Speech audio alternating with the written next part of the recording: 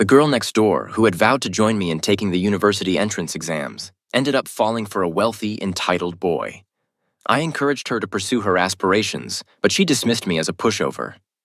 They shared a kiss in the rain, raced through the night, and were ultimately expelled from school. After graduating from high school, I secured a place at my dream university, while the affluent boy was sent abroad for his studies. However, she later regretted her decisions, found herself pregnant, and reached out to me to see if I was still willing to love her. Maria was caught skipping class once more. She found herself being reprimanded in the office for the third time that week.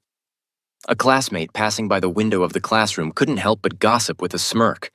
Meanwhile, I was engrossed in solving complex math problems, my focus unwavering. If Maria continued her behavior, she would have to face the consequences. The classmate scoffed, likely finding my response dull. Back in the day, you and Maria were the top two students, childhood sweethearts, always excelling academically, the perfect couple. Look at you now. Times have surely changed. I ignored his nostalgic and exaggerated remarks, concentrating on finishing my final answer. Suddenly, someone knocked on my desk. Looking up, I saw a girl with a slight frown. Our math teacher. She wanted to see me in the office, probably regarding the recent competition results. I nodded, closed my pen cap, and before leaving, I glanced at the boy leaning against the windowsill. Maria and I were never more than friends. Yeah, sure. Everyone knows she's Ethan's girlfriend now. She's living the high life, relying on her looks, while the rest of us still have to work hard to study. If only I were a girl. His voice faded as I walked away, pushing open the office door. The first thing I saw was Maria standing before the homeroom teacher's desk, receiving another reprimand. Her once shoulder-length hair had grown longer, styled in trendy curls, and her ears, previously unadorned, now featured sparkling diamond studs. I heard they were a gift from Ethan. Maria had never had pierced ears before. She got them solely for those earrings. She frowned slightly, showing no remorse. Upon seeing me, the homeroom teacher's stern expression softened into a smile. Alex, you're here to see the math teacher. Perhaps she heard my name because Maria turned her head. It had been a while since I last saw her. Her once plain face was now expertly made up, masking her former simplicity. I snapped back to reality and nodded at the teacher. The middle-aged woman beamed with joy, her eyes crinkling at the corners. You won first place again in the math competition. The math teacher was visibly pleased. Relief washed over me as I finally relaxed. First place. Although I had been confident, hearing the official results still brought me immense joy. Fantastic. Now I was one step closer to my dream school. As I walked past Maria, I caught a whiff of her sweet, overpowering perfume and couldn't help but sneeze. Her flower-like face paled slightly. Come here, Alex. The award certificate for the competition is ready. Take it home and make your parents proud. The math teacher closed his water bottle and retrieved the certificate from the drawer, handing it to me. He couldn't stop smiling as the other teachers in the office praised my achievement. But my mind drifted back to Maria. Maria, look at yourself and then look at Alex. You both used to be neck and neck in school, just a point apart. For 2 years, you pushed each other to excel. What have you become now? High school is a crucial time in your life. I don't want you to have regrets. Ethan's family is one thing, but you? What do you have? He has a safety net. Do you? His words were interrupted as Ethan, the affluent boy, leaned casually against the office door. Teacher, are you done? I'm here to take Maria to lunch. I turned around just in time to see Maria smiling as she held his hand. Maria would regret this, the math teacher sighed. Will she? Maria assured me she never would. Maria and I had known each other since childhood. Born around the same time in the same hospital and living next door, we were practically inseparable. As we grew older, academic competition became our routine, pushing each other to greater heights and always ranking among the top students. Whether it was first or second place depended on our performance in each exam. At 16, both Maria and I were admitted to this prestigious city high school. In our first year, she stood by my side, the wind blowing through her hair, revealing patches of fair skin, She smiled and said, Alex, I heard that students from this school get into a city university every year. 3 years from now, we'll be among them. Right, I replied with a smile, the clarity and innocence in her eyes filled with ambition and a bright vision of the future. Of course, I thought we would continue pushing each other toward our shared dream. But everything changed when Ethan transferred to our class at the start of our 3rd year. Who was Ethan? He was rich, handsome, and had a charm that made him the center of attention. As soon as he arrived, he caught the eyes of many girls, but it was Maria he targeted. I overheard him bragging to his friends. He said those girls who threw themselves at him were boring. The real fun is with someone like Maria, the good girl. Don't you think it's thrilling to slowly break down a good girl? Ethan said while leaning against his motorcycle, smoking a cigarette, and his friends laughed in agreement, praising his brilliant insight. At first, I didn't take Ethan's words seriously, considering me arrogant or naive, but I never thought Maria would be attracted to someone who had nothing going for him except money and looks. However, I soon realized how wrong I was. The first time I saw Ethan sitting casually in front of Maria's desk, leaning on his hand and lazily flipping through her papers, I instinctively stepped in to defend her. Ethan, this isn't right. Ethan looked up at me, his gaze filled with open disdain. What? Is the class representative supposed to handle this too? I opened my mouth to argue, but Maria tugged at the corner of my shirt. It's fine, Alex. Maybe he just needs something from me. When I looked at Maria, I noticed a blush spreading to her ears. After that, everything unfolded as if following the script of some cliched high school romance novel. The free-spirited and passionate Ethan held an irresistible allure for the rule-following Maria, who had been so disciplined all her life. I watched as Maria fell into Ethan's trap, every attempt to intervene only becoming a joke to them. Things reached their peak on Ethan's birthday, which coincided with the midterm exams during our first semester of senior year. That day, as we walked to school, I noticed how distracted Maria seemed. Lately, she had been talking to me less and less because of Ethan. Despite my concern, I couldn't find the words to ask her what was wrong. It wasn't until after I left the exam room that I heard from my classmates that Maria had missed the exam. She had left halfway through the first test, and no one knew where she went. But that night, I saw Ethan's social media post. The Maria who had skipped the exam had gone to celebrate his birthday. In the pictures, they were standing on the highest building in the city, kissing, with the stars twinkling in the sky behind them. It looked romantic, but the cost was that the Maria who had always been at the top of the rankings had fallen to the bottom. New Year's Eve brought constant arguments from Uncle Bob's house next door. I sat at the dinner table, restless. My mother noticed my distraction and suggested I take some New Year's gifts to Uncle Bob's family. I gave her a grateful smile, picked up the gift box, and headed out the door. The front door to Uncle Bob's house was slightly ajar, and as I stood at the entrance, I heard Maria's hysterical screams. Study, study. Is that all you care about? Have you ever cared about me? Have you ever loved me? Ever since Mom died, have you taken care of me for even a day? In your eyes, I'm nothing but a worthless loser unless I'm studying. Ethan is different. At least he loves me.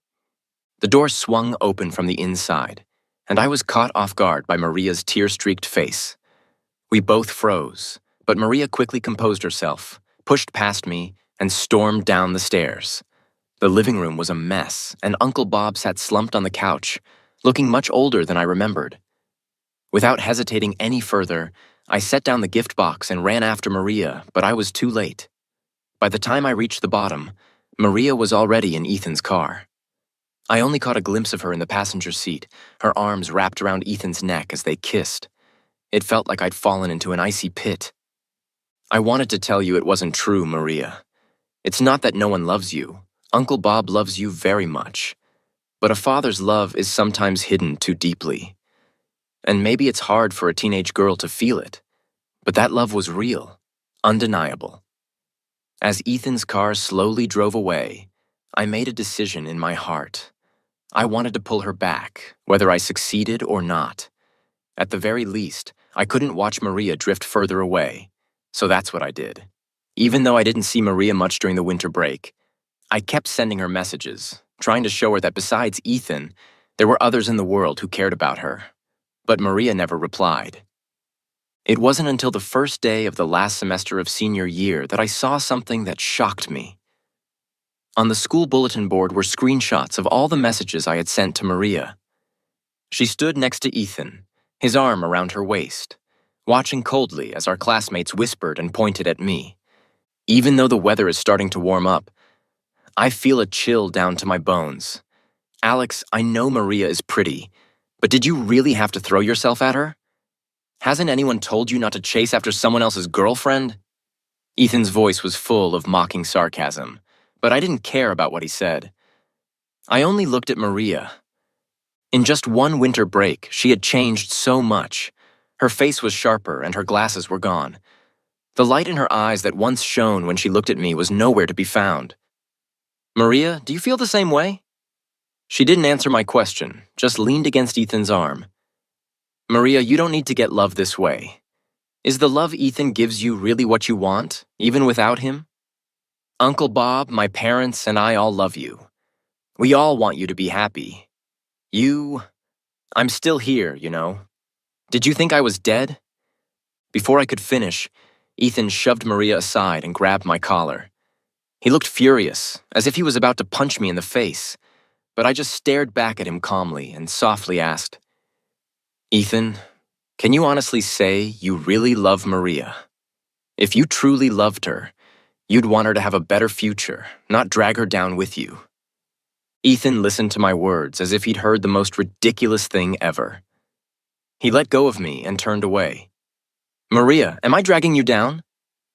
No. Maria's voice came from behind him, cold and unfeeling. I like him. I want to be with him. What does that have to do with you? Her voice was so calm, as if these had always been her true feelings. I like my life now. I like that every day is different. Do you really think living like you, like some old man in your prime years, is the only way to live without regrets? You've made your life so boring. Fine, but why drag me down with you? I couldn't believe what I was hearing from Maria.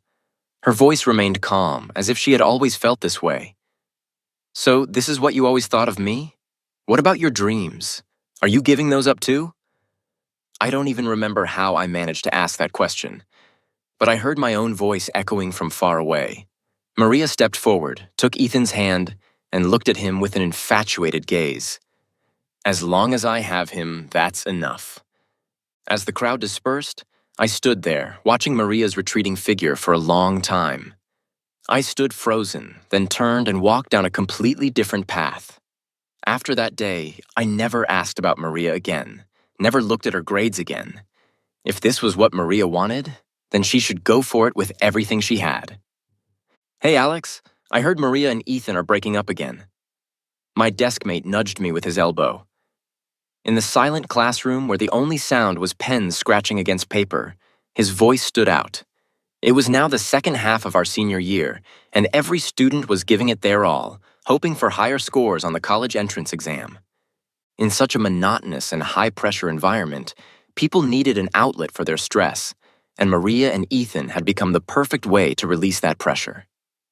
After all, what gossip is better than news about people right in front of you?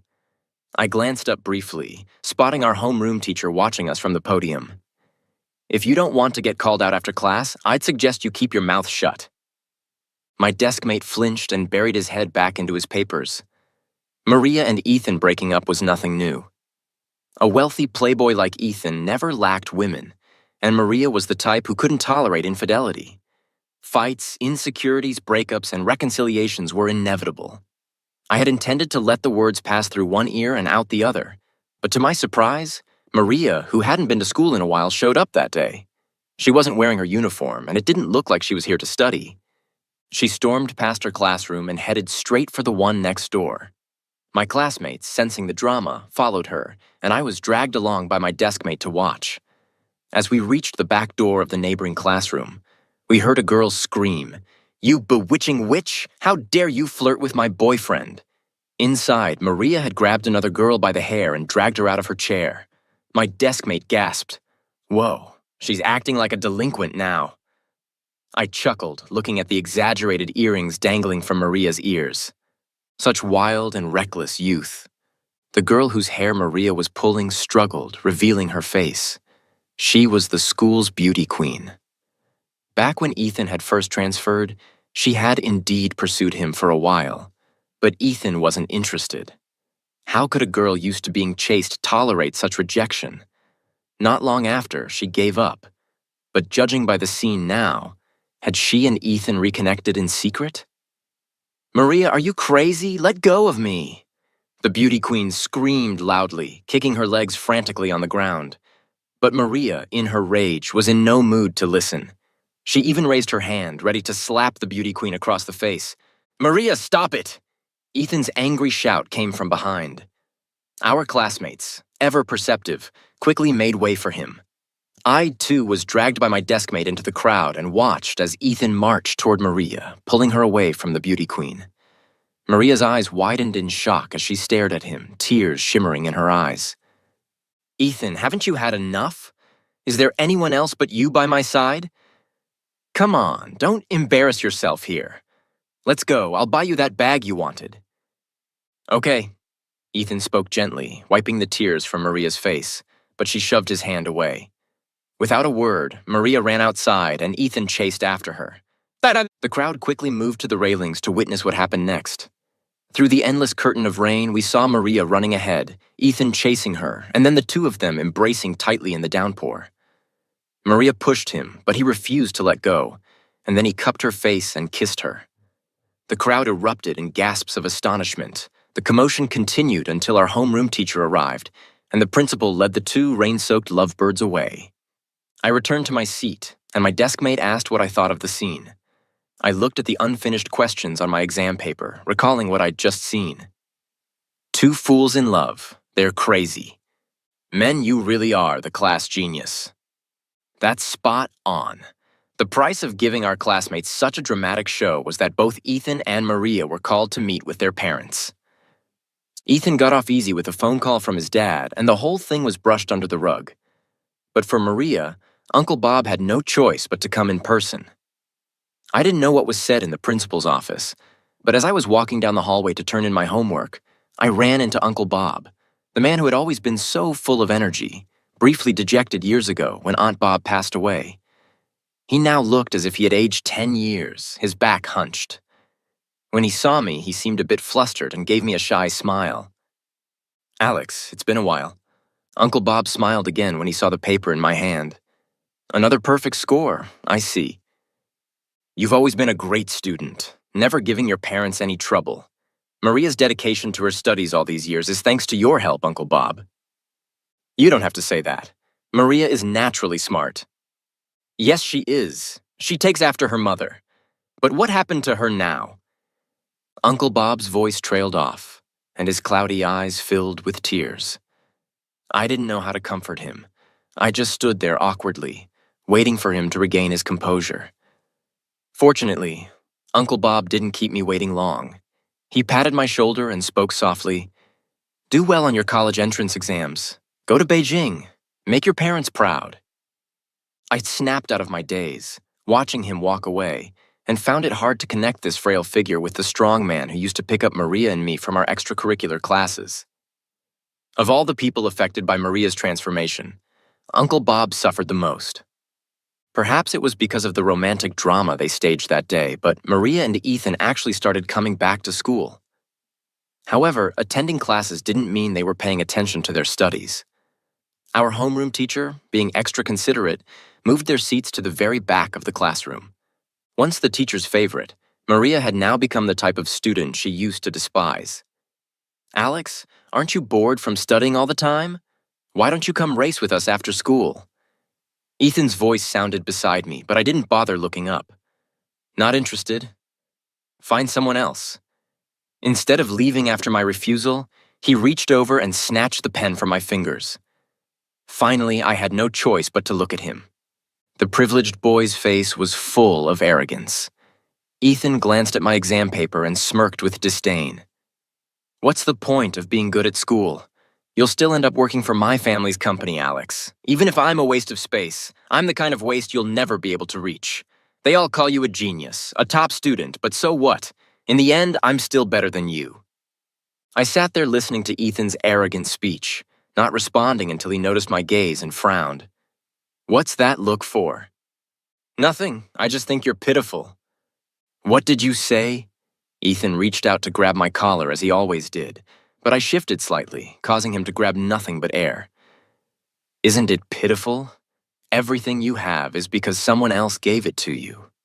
If it weren't for your dad, no one would care about you, and yet you're so smug, looking down on people who work hard to achieve success. Ask your dad, if he were running the company all by himself, would it still be as successful as it is now? Would he dare say yes? He wouldn't. Because unlike you, he's not an idiot. I watched Ethan's face twist in rage, then stood up and calmly took back the pen from his hand. Ethan, I can say with confidence that no matter where I go, I'll find a way to succeed. Can you say the same? For someone like you, calling you a waste would be a compliment. Who the hell do you think you are, Alex? Ethan's fist came flying at me and gasps erupted from our classmates. But before his fist could make contact with my face, I caught it in my hand. It couldn't move an inch further. His face flushed red, but he couldn't pull his hand back. See, I told you. Calling you a waste was giving you too much credit. I let go, and Ethan stumbled back a few steps, caught just in time by Maria, who had rushed over to support him. It seemed like he found something to retort with, sneering. So what? Maria still likes me. I sat back down, flipping through the textbook in front of me. She can love whoever she wants. It's none of my business. Don't act like you don't care. Everyone knows you used to like Maria. I never liked her. I looked up, meeting Maria's eyes, and spoke clearly, one word at a time. I didn't think my words would have any particular effect on you, but I did have feelings for you. At the very least, I started learning Taekwondo because of you. In elementary school, on our way home from school, Maria and I encountered a child trafficker. She was nearly kidnapped. If it hadn't been for an adult passing by and rescuing us, I can't imagine what would have happened. From that day on, I asked my parents to sign me up for Taekwondo classes because I wanted to protect you. But I never asked if you even needed my protection. Looking back now, you probably didn't. That evening, as I arrived home, I saw Maria waiting at my doorstep. She had red lipstick on and wore a black spaghetti-strap dress that was far too mature for her age. She just stood there, looking at me. Do you need something? Maria seemed hesitant, and the motion sensor light turned off, leaving us in darkness. In the quiet, I heard her voice. Alex, did you really never like me? I stood on the steps, wondering if I should spend the weekend at the study hall. No, that's impossible. Maria's voice suddenly rose, and when the light came back on, I saw the surprise in her eyes. Why are you so surprised? I stepped past her, took my keys out of my pocket, and prepared to enter the house, my tone indifferent. Does it matter? Would knowing I liked you make you feel any better? That's not what I mean. Before Maria could finish her sentence, the sound of a car horn came from downstairs. Ethan's waiting for you, isn't he? You should go. Don't bother me while I study. She stamped her foot in frustration, clearly annoyed. Alex, why are you always so boring? Study, study. Is that all you know? What else can you do besides study? We only get to be 18 once. Don't you want to see how bright your 18 can be? The door clicked open. I turned to look at her, confused. Maria, I think I'm doing just fine. The world in books is no less brilliant than yours. Why do you all think I'm repressing myself? That I'm compromising? Why don't any of you ever consider that this is my choice? It's my choice to live this way. The car horn downstairs grew more insistent, and Maria finally turned and left. I couldn't help asking, have you thought about it? What will you do if you can't get into college? I have Ethan. Her figure grew smaller and smaller, fading into the darkness. But Maria was wrong. The only thing we can truly rely on is ourselves. June arrived, bringing the heat of summer and the time when all senior students fought their final battle. On the day of the college entrance exam, I gathered all my supplies and opened the front door. Just like any other day, my parents were there.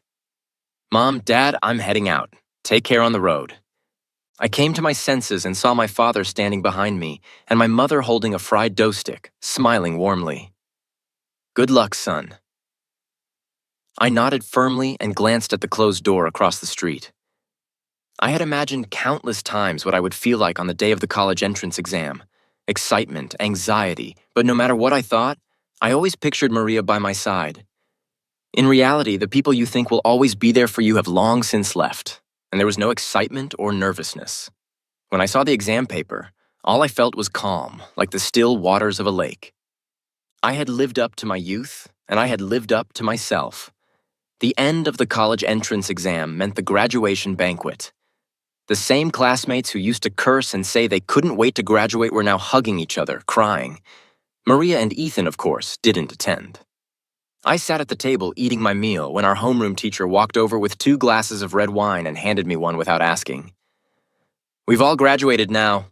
A little drink won't hurt." She had already drunk with many of the students that night. Her face slightly flushed, and she was chattier than usual. I still remember when you and Maria first walked in together on the first day of freshman year. The principal told me that you two were the stars of this class. I thought, wow, a boy and a girl, the main characters of a novel, have come to my classroom. I was worried that you two would develop some inappropriate feelings during high school, but who would have thought you'd both focus solely on your studies? You pushed each other so hard that you left 3rd place far behind. Sometimes I wondered if the two of you had studied yourselves into a stupor. I thought you'd both keep walking down that path together. Who could have guessed that Maria would stray so far? Alex, I know you don't talk about it, but I know it hurts. You and Maria grew up together. Watching her go down a different path must be harder for you than anyone else. But I want you to remember, in this world, everyone has the right to choose their own path. You can feel regret for her, but you can't resent her, understand? I knew this was the last lesson my teacher wanted to impart to me. I stared at the deep red wine in my glass and drank it in one gulp. I understand. Thank you, teacher. She patted my shoulder and stood up. You're smart. I'm not worried about you. The wine was bitter. The long-awaited summer break turned out to be no different from the past ones. I got my driver's license, did some volunteer work, and went on a trip with friends, but the one who should have been living her best life. Maria remained silent on social media. When the exam results were released, as expected, I couldn't find my score. It wasn't until the admissions office in Beijing called my parents that they finally believed it. Their son had been accepted into the best university in the country. In that moment, seeing the smiles and tears on their faces, I realized that every late night of studying, every cup of coffee had been worth it. I was the top science student of the year. The principal hung banners around the school to celebrate, and waves of reporters rushed to interview me. Standing at the school gate, surrounded by the crowd, I couldn't help but notice a few pairs of bright, clear eyes in the sea of people. They reminded me of the old Maria. A reporter asked if I had anything I wanted to say. I hesitated for a moment, tugging at my sleeve. I want to say that we only get one youth, but don't think that reckless abandon is the only way to experience it. Every piece of knowledge you gain from books, every character you write down, that's your youth. Youth is within you, not in some novel. Live in the moment. Don't betray yourself, and don't betray all the nights you spent studying. That's youth. In that moment, my vision blurred, and in my mind's eye, I saw the hunched figure sitting at a desk surrounded by towering stacks of books and papers. That was me, 16-year-old Alex. I've done it. I've fulfilled your wish. After returning home from school, my mother told me that Maria had failed her college entrance exams. Apparently, she fainted during the last test and was rushed to the hospital. Her score would only get her into a vocational college. I was stunned, feeling a bit dazed. Vocational college? I had never associated that term with Maria. Instinctively, I reached for my phone, wanting to send her a message. But when the moment came, I didn't know what to say. Ethan hadn't even taken the exam. His father had already arranged for him to attend a university abroad. So, what about Maria? That night, I was jolted awake by loud arguing from Maria's house next door. I turned on the light and headed outside, only to find my parents already in the hallway. The door to Maria's house was open, and Uncle Bob stood barefoot in the living room. Maria was nowhere to be seen. My father walked over and patted Uncle Bob's back. "Old friend, what's going on so late at night?" Uncle Bob let out a bitter laugh, shaking his head. "That boy wants to break up with Maria, and she ran off in a rage. At this late hour, it wasn't safe for Maria to be out alone." After telling my parents, I grabbed my phone and went out to look for her. I found Maria and Ethan outside a bar not far from the neighborhood. Ethan had his arm around another girl. "I've made myself clear. Let go. I'm done with you." "Okay, take the money and get lost," Ethan shouted, pulling a card from his pocket and throwing it in Maria's face. She fell to the ground, watching as his sports car sped away. I walked over, intending to help her up, but she shoved me away. "You're here to laugh at me too, aren't you, Alex? I don't need your fake kindness. I didn't do anything wrong. At least I loved passionately. I'll never regret it." As I watched Maria's trembling figure disappear into the night, I wasn't sure if she was saying those words to me or to herself. In September, I boarded a plane to Beijing. Before the flight, I received a call from Maria, someone I hadn't spoken to in a long time. Her voice was hoarse, carrying a note of desperation. "Alex, I'm pregnant." Her fainting during the exam now made sense. I didn't stop walking as I gazed out at the clear blue sky, my tone calm. "Maria, you had your carefree youth, and I have my future to reach.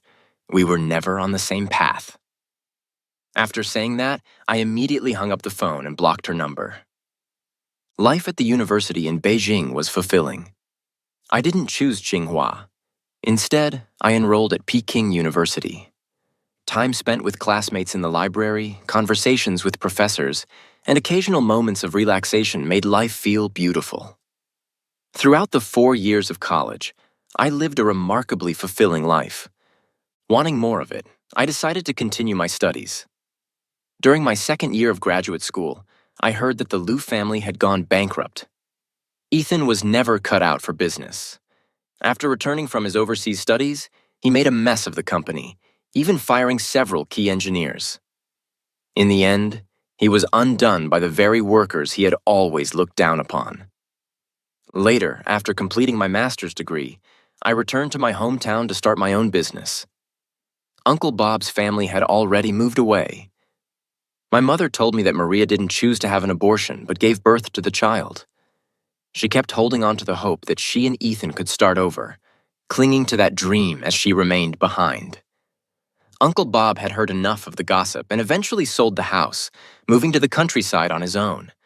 Another summer arrived and my business was starting to thrive. The company was expanding and we needed to hire more people. There, on the list of interviewees, I saw a name I recognized: Ethan. When Ethan saw me, his face darkened, but at his assistant's reminder, he stood up and addressed me. "Mr. Chen." I smiled and nodded, gesturing for him to sit down. The interview lasted barely 2 minutes before I realized Ethan had nothing substantial to offer. He was entirely unqualified. Predictably, he didn't make the cut.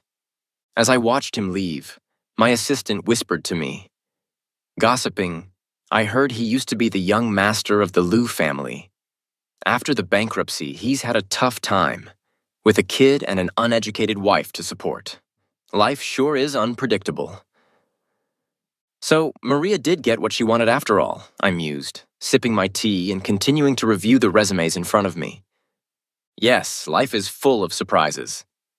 These two, let's keep them, boss. But these two are fresh graduates. They don't have much experience. If we don't hire them and no one else does, how will they ever get experience? People need someone to hold an umbrella for them every now and then.